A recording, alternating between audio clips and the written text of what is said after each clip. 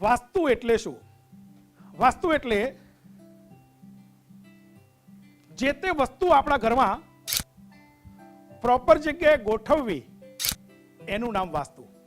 વાસ્તુ એટલે જે તે વસ્તુ આપણા ઘરમાં પ્રોપર જગ્યાએ ગોઠવાયેલી હોય એનું નામ વાસ્તુ.